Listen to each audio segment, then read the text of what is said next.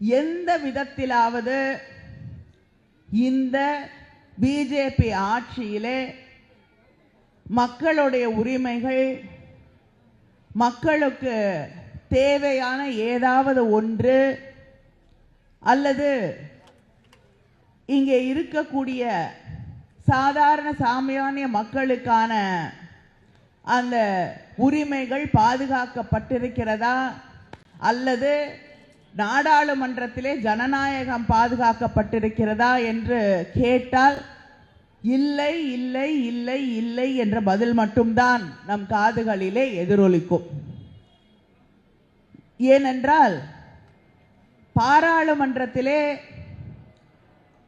மிக முக்கியமாக இருக்கக்கூடிய ஒன்று டிபேட் அண்ட் டிஸ்கஷன், விவாதம் என்பது அதில் அங்கே இருக்கக்கூடிய மிக முக்கியமான ஒன்று.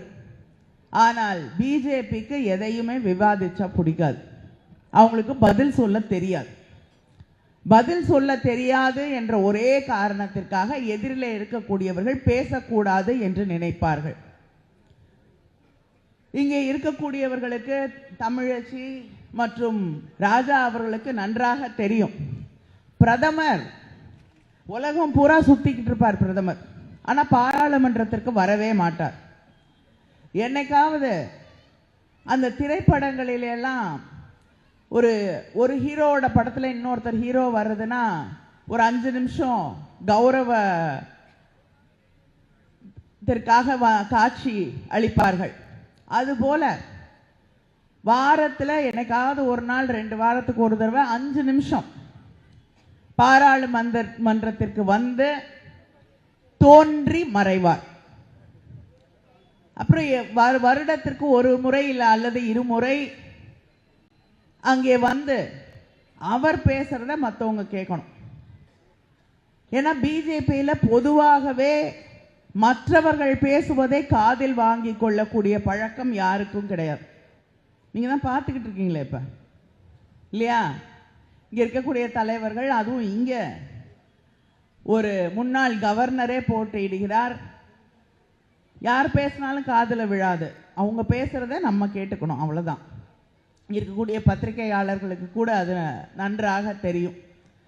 பிரதமர் வந்து என்ன பேசுவார்னா, இன்று நாட்டிலே என்ன நடக்குது, ஏன் எல்லையில அங்கே இருக்கக்கூடிய சீனா உள்ளே வந்து கொண்டே இருக்கிறது, நம்முடைய நிலத்தெல்லாம் கையகப்படுத்துது, கைப்பற்றுது, சீன மொழியில நம்முடைய ஊர்களுக்கெல்லாம் பேர் வைக்கிறது, நம்முடைய மண்ணை, இந்திய மண்ணை அது தனதாக்கி கொள்கிறது என்ற கேள்விகள் முன்வைத்தாலோ, விவசாயிகள் பிரச்சனைகளை பற்றி முன்வைத்தாலோ, அல்லது விலைவாசியை பற்றி, பெட்ரோல் டீசல் விலையை பற்றி எதை கேட்டாலும் அவர் பதில் சொல்ல மாட்டார். அவர் பேச வருவது ஒருத்தரோட சண்டை போடுறதுக்கு மட்டும்தான். அது அந்த அவையிலே இல்லாத மரியாதைக்குரிய ஜவஹர்லால் நேரு அவர்களோடு மட்டும்தான் அவர் சண்டை போடுவார், வேற யாரை பத்தியும் பேச மாட்டார். இன்னைக்கு ஏன் பெட்ரோல் விலை இவ்வளவு அதிகமா விற்குதுன்னா, முதல்ல இருந்து அங்க ஜவஹர்லால் நேரு அவர்களிடம் போய்விடுவார். இப்படி எதற்கும் பதில் சொல்லாத, எதையும் ஒரு பொருட்டாக எடுத்துக்கொள்ளாத ஆட்சிதான் அங்கே நடைபெற்றுக் கொண்டிருக்கிறது.